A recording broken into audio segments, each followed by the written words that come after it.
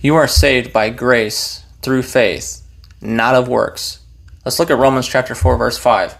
And to the one who does not work but believes in him who justifies the ungodly, his faith is counted as righteousness. So you see the guy that doesn't even do works but has faith in him, he's counted as righteousness. It's his faith that counted him as righteousness, not his works.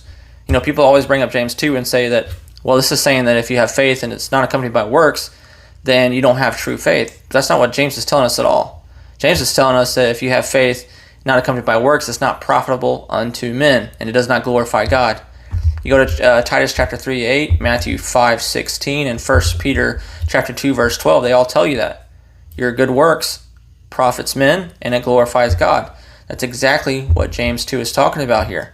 And you go to verse 14 in James chapter 2, it says, can faith save you? Can faith save you from what? Most people automatically assume it's talking about hell, but I don't think it is.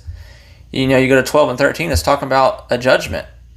What kind of judgment? I believe it's talking about the chastisement of God. You go to Hebrews 12:6, it tells us, for whom the Lord loveth, he chasteneth, and scourge every son whom he receiveth. If you endure chastening, God dealeth with you as with sons. For what son is he whom the Father chasteneth not? It's not a license to sin. You have consequences to not being obedient. But being obedient is not what saves you. It doesn't show your true faith. It doesn't mean you don't have true faith. I believed that for years, many, many years. And it was so stressful. I never knew if I've lost my salvation, if I ever had it to begin with, or if I was doing enough. But your assurance is not based on what you're doing. You can have assurance knowing that what Jesus done was enough. He paid for all sins, not just a little bit, paid for 100% of them. So your sins do not take your salvation away. Okay, your obedience doesn't give you salvation.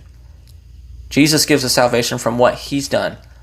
You're saved by grace through faith, not of works. I'm going to read Romans 4:5 one more time. And to the one who does not work but believes in him who justifies the ungodly, his faith is counted as righteousness.